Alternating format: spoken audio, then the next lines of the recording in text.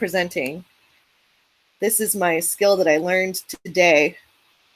I can share a Chrome tab, which takes up less bandwidth, we think. Okay. And that means I have to pick the right Chrome tab. There we go. All right. And per feedback from before, I'm going to try and make this bigger.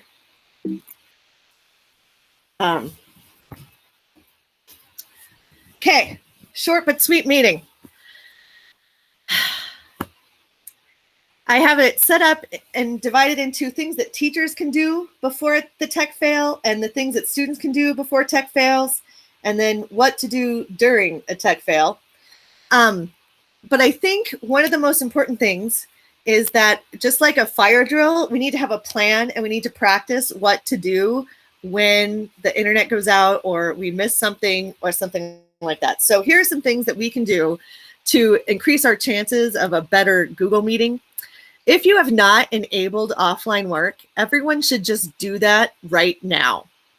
You go to your drive, drive.google.com, click on the settings wheel in the upper right-hand corner, and then check the box after offline.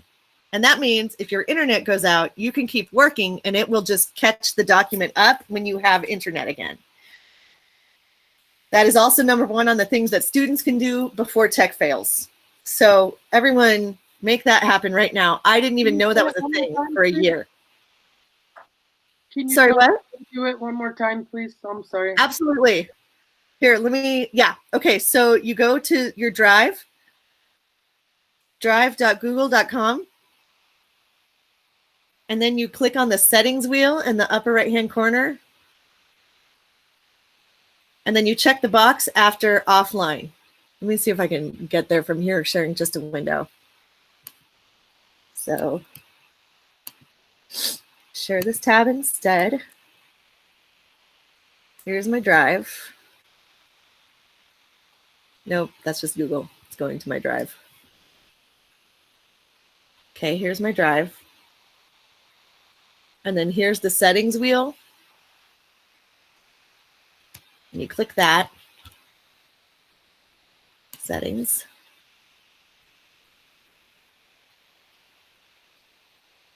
And then right here where it says offline, you check that box.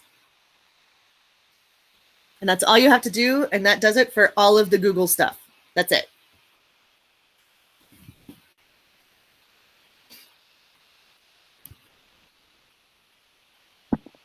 Thank you. Yes, absolutely. That is what we're doing here. Okay, so that is number one. The other thing that I had talked to some of my teacher friends about was that when Google Meet is being ornery, right? I know that some of us have computers that are like 10 years old and they can't support more than one Google Meet at once. Or if your pickle is wrestling around, if you're trying to do breakouts, that you have to start all those meetings and that can be really onerous on your computer. So I thought of a couple of different ways to do this. And one thing you could do is you have a document and then you can chat in the document. And you can use the comment function or the chat function. My friend Kristen and I tried to do this where we would chat in a slideshow, but I'm not sure that it did it correctly. We're not sure it's enabled. So you can do it in a slideshow like this, where you add a comment and it's really small because that makes the screen bigger. And that just adds comments to each slide. And so you could do it that way if you had to have a non-video option. But when you're in a document, it's a lot easier because you can just type back and forth. The other thing I didn't know is if students had access to Google Hangouts, because that is a chat function also, and it might be a little less bandwidth than a video chat.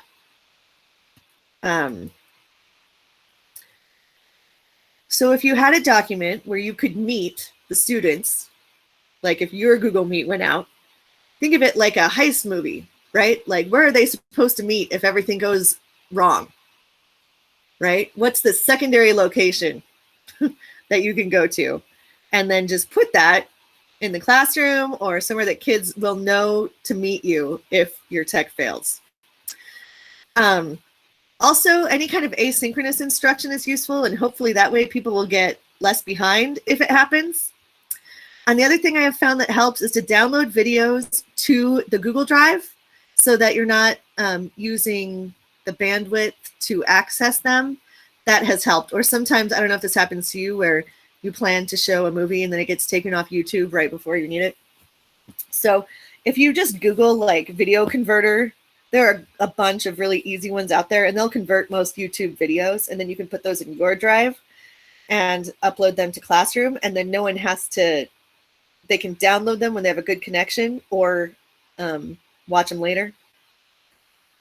So that's kind of nice. The third one is to have campfire groups, right? Create study groups, check in with each group instead of the whole class, if having a whole class Google Meet is too annoying. And then the last thing is to rehearse the procedures. So figure out what happens, like when your internet goes out. How long does it take to restart the computer?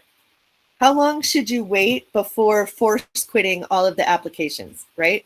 What is the longest that you would be out if it's not your internet, right? And set social emotional goals too, because part of the thing I think also is just remembering at the time, it's really difficult to kind of keep an even keel sometimes because everybody's freaking out. But that we all know what to do and we can all breathe. And so to that end, here is something that you are welcome to steal, adapt, or whatever with students, right? Help them enable their offline work. If they add the Google apps to their phone, they can phone into a Google Meet without video. The only thing is they have to be signed into their APS account to use all the apps that way, but that way they have a backup.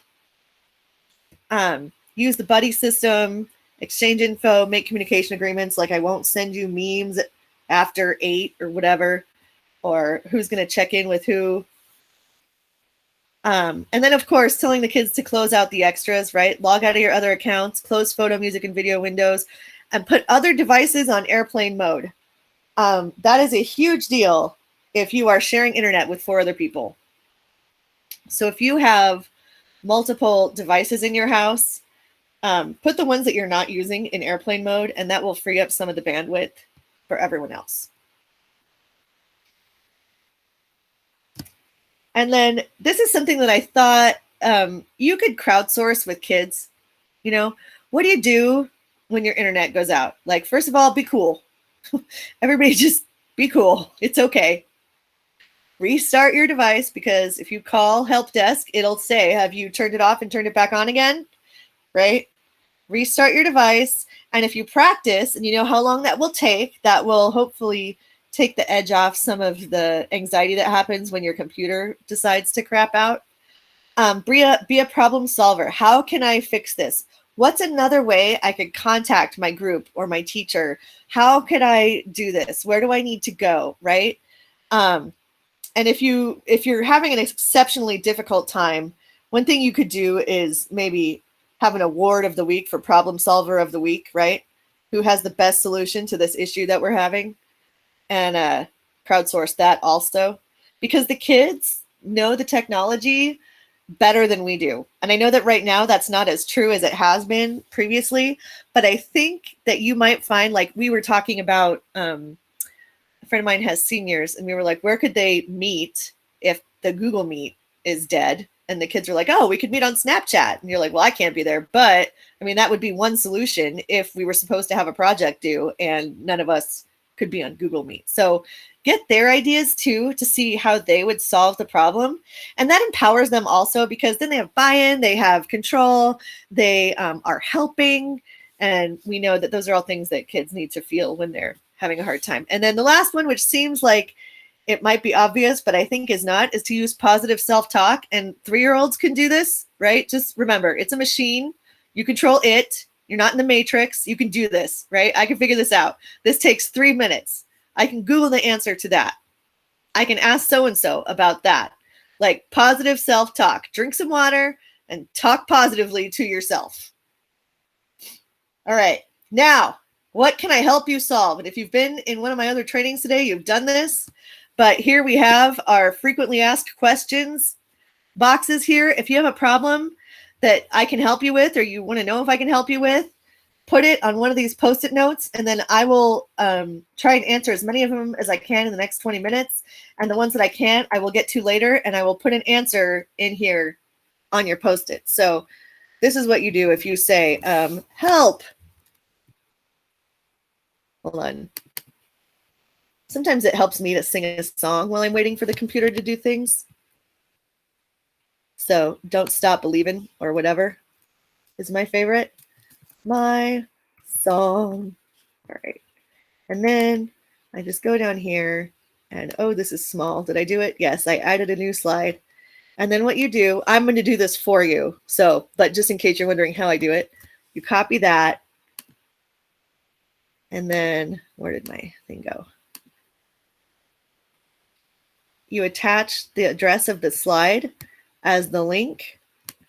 And then when you come back later and I've answered your question, you can just click on this and it'll take you to whatever I have written for your answer. So what do you got? You can speak up or put them in the Post-its or whatever. I'm going to stop sharing this right now so I can see you. Marissa, the slideshow is view only. It's what? View only. Oh, well, that's terrible.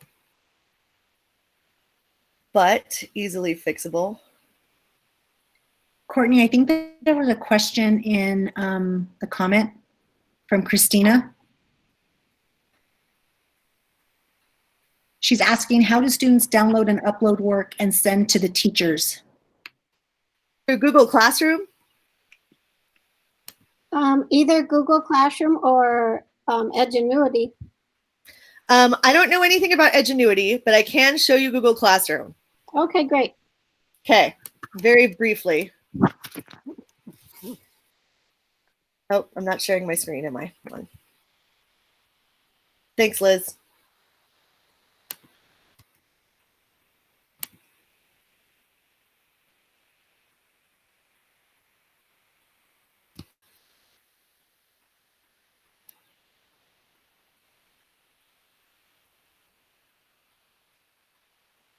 All right.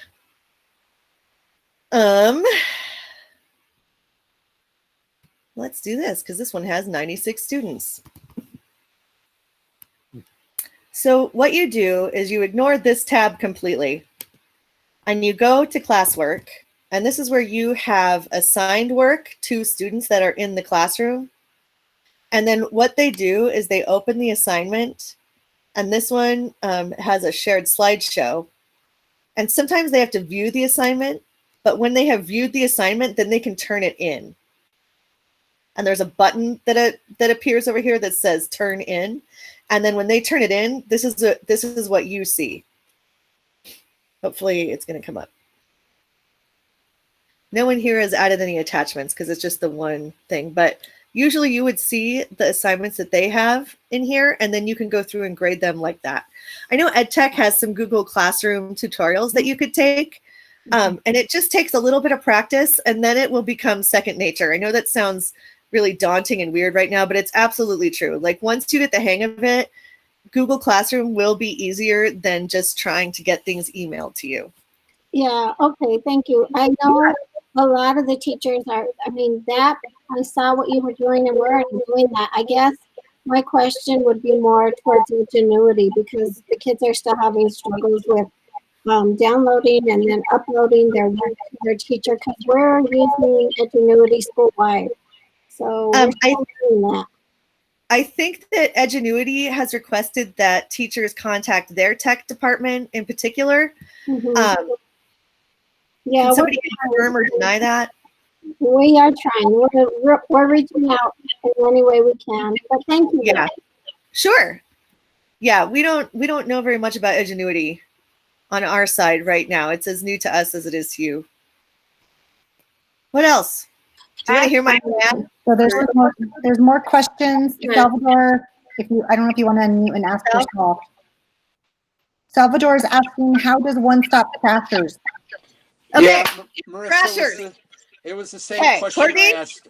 It was the same one I asked earlier. No, but, great. I want to share this with you because I have ideas. Okay.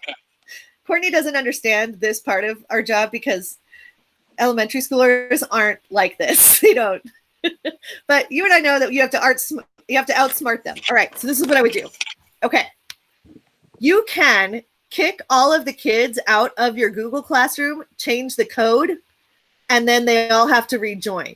So what I would do, and it depends on kind of how it's happening, but you could, this is what I would do, I think. If you create one classroom for like every 5 kids, right? And then you put 4 kids that you know are not crashing or sharing the code. Then you have one that you suspect, then you can maybe figure it out from there or narrow it down. Or everything can be asynchronous, right? And you can meet with these small groups 5 at a time. Because if there's a smaller audience, it might be less tempting also. And then you could keep cutting it down if you wanted. And then if you really wanted to go like nuclear, you could put a classroom for every child. And then you would absolutely know which one gave the code away. I don't know that it's come to that yet. Hopefully with all the Google things and the deans of students and everything, they'll sort it out. But I think if it were just on me, I would absolutely do it. I would create one classroom per student and nail him to the wall. And I know that you can kick them out now. Is that right? But then they can't come back. Yeah, you can kick them out. And I know that Google is working on something where if an outsider tries to get into your class, you can deny them. And when you deny them, I believe it's the second time, it automatically blocks them. Yes. Because what they're doing is they're getting in with outside emails. And for example, it happened to me on, they're trying to get in with outside emails. How is that even possible? I thought everything was just, okay. It's not. You get the pop-up window that says such and such a person is trying to get in, and I just deny it all the time. But for now, Google can, they can continue to try to get in. So it becomes a disruption because you get that ding every couple of seconds if you deny. So if you just leave it there, it doesn't show up on recordings. You just have to put up with looking at this admit sign, this admit pop-up. And so that's one. But the other one was that they got into my Pear Deck. And I haven't used Pear Deck yet. Yeah, and then I discovered that I could actually block them. I wasn't aware that I could do that. Okay. But I can block them on Pear. So I'm little by little I'm discovering, but so far it's happened in the same group, which leads me to believe it's one of the kids or more than one of the kids. Hopefully between deans and APS security and tech people, that they can figure out either how to stop it or who it was, for that matter. Yeah. And I think Google is trying to do a bunch of these things that have been mentioned in the comments also, like the whole waiting room thing where you admit them. The other thing I thought of is that if you could give Google feedback, which any screen you're going to Google anything in, there's like a feedback option. I would tell them to make an option where you can close the meeting. Like after so many people have come in, then no one else can come in. That wouldn't be bad. Or they would have to be invited by you to come in late. But I do know for a fact that there are several schools that this has been happening to, and most of them happen to be on the west side. Well, I know, between us. On the east side too. Right. I know between us, West Mesa, and Cibola, there's been discussions about how to stop this, because I think they're cross-schooling. They're doing it to each other. The codes for their school, and then kids from other schools who have APS emails are crashing meets from other schools. Right. But the problem is that those will register their emails with their ID numbers. So we'll know who those are. So I would say fill out like a Google feedback thing to be able to close the meeting. And I know Google is working on that right now because they had to move their 5-year plan up to 2 months. Okay, what else do I have here? Marissa, Yeah. you have a great question about when students upload work to Google Classroom. Will all of their submitted and graded work be available to them in a file so they could use that work to study for tests? Yes. Okay, so what you do is they turn the work into you and then you become the owner, right? And then you make any comments or grades or anything that you want, and then you enter those grades in the classroom tab, which there's a space for that. And then when you return the documents to the students, they get the document and the grade and any comments that you made. There have been some other questions about how to figure out what students see. And the best advice I have for that is to start a classroom of just teachers. And then one of you is a teacher and the rest of you are students. And you can upload your own assignments and see what it looks like for students when they get graded and assignments returned. And also, in Classroom, if you have an assignment, like a Google Doc, let's say you want them to write an essay, right? And so what you do is you provide the document and then you make a copy for each student, which is an option you have anytime you upload a document. And it makes a copy for them. And then you can look at their document throughout their whole entire process. Whereas if they're just uploading a document at the end, you don't see all of those changes. And you won't see their process, and you won't be able to tell if they cheated as easily. But like if you do have your own document and it makes a copy of your document for the students, then you can see if they just like paste a big thing of text in there and you'll know right away. But if you provide the assignment for them, rather than let them upload something separately, you can view anything that they do to that document. Hey, and Marissa, just so you know, there is a test account that teachers can log in as a student. And I have it written down, but I'm not trusting my writing. I think it's elstudent1@aps.edu. I could put it in the little chat. Will you put that in the chat? Sure. But one of our tech people, Eric Parker, that I've been working with, he does say that you can go in and test out and kind of look and see what a student would see when you're logging in. It's just like a test account. And I'll put that in the chat. Yeah. That would be really useful because I know that you can like start a Google Classroom with a different Gmail, but not all the features are available if you're not with an organization. So I don't know if anyone has tried that yet, but I think it would be better if you just started it with teacher friends and then you can take turns uploading and then you'll see, and you can take screenshots and you can do whatever you need to do, or you can ask the kids to send you screenshots. But it is different, and that is a weird thing about Google, that what you see is very different than what they see. Okay, what else can I do here? Marissa, I know that the nod has been working differently for everyone, but Michelle has had her hand raised for a little while. Okay. Oh, Thank you. I have 2 questions. sure. First of all, I love Tammy. I teach math at the middle school level, and it's perfect because we use the Ready Workbook. It's a PDF. Okay. It was recommended to me by tech, but it's only a trial version. I opened a tech ticket, and I've gotten no response. Okay, what? The question is, I've had several students that try to click on the Google Meet and it says they're not allowed to create a meeting. And I've worked with my tech person and we can't figure out how to resolve that issue. Okay, can you send me a screenshot or something? Like just at my email? Yep. I'll see what I can do. And then you filled out a ticket with EdTech or student information, or where did you? It was the Sharewell Technology Service.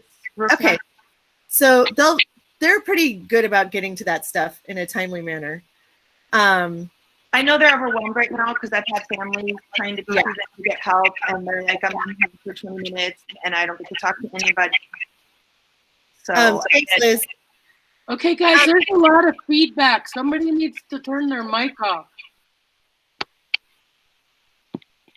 So somebody has a mic on and it's causing a lot of feedback for everybody else.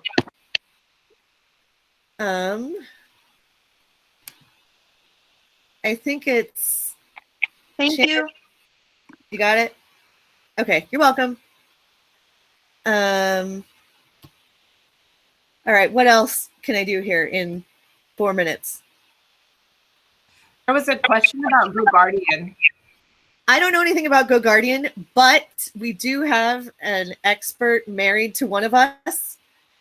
Tammy Gaudette's husband is apparently the expert at GoGuardian.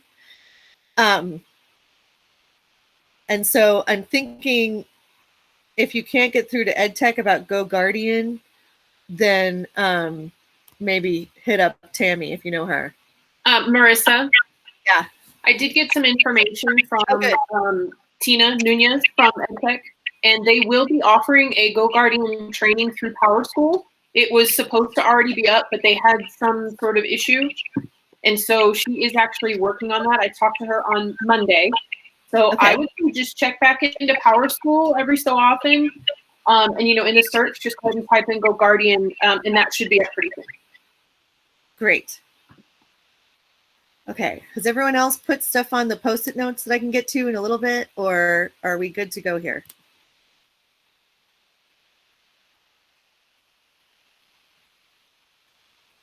I have a question. Yes. I don't know if it's just my school, but my parents are having a really hard time with the iPad. It's not just your school. It's everyone, everywhere. And I think EdTech's working on it. Yes, Courtney's nodding her head. I think that's true because that has been an issue. And I know that the email they sent out after it was a known issue last week turned out to not be helpful or something, but they're aware of that issue and they're working on it. And God bless all you people with small children. I do not know how you're doing this. I'm teaching kinder and I'm having to have them go in the app catalog and re-download Google Classroom and re-download Google Meeting, and sometimes they can get on and then the next meeting they can't get on. So it's a nightmare. iPads, I think part of the problem is that they don't have windows, and so they have to like swipe up and down instead of looking at a computer screen. So I don't know if that is helpful at all. I don't know anything about iPads or Seesaw. Okay. Okay. Danielle has a kindergartner. Oh. So they gave all the kindergartners iPads, and then it doesn't work on the iPads. Yeah. Basically what's going on with that is they gave us the link to the APS apps to download them. There's no download for Google Meet there. And then and he can get to the Google Classroom, but every time we try to watch a video, it goes to the App Store and forces him to try to download it, but he can't because he doesn't have the credentials. So I've just been using another laptop. Okay, so someone is on that. Cool. It is not me, but somebody else is. What else can I do? We have no minutes left. No. Thank you very much. Take care, guys. Okay. I do not, Jeannie. I don't know how it's me. It's the same as I've been all day. I know, but I think yours was the only one that was on. So I think there was another person. I thought I saw somebody else, but that's okay. All right. So, you guys are all welcome. You too. Oh, thank you, Steve. Let me know. I am a creative problem solver. So if you have a issue that you think maybe I could solve with Google, let me know and I will figure out a way to do it.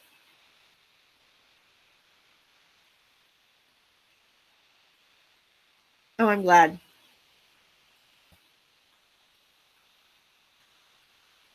Okay, do we need to vacate this room, Courtney? Yeah? All right. Don't forget to fill out the feedback form, and I hope this was helpful, and please feel free to email me or stick something into the PowerPoint. And Courtney's going to stop recording any minute now.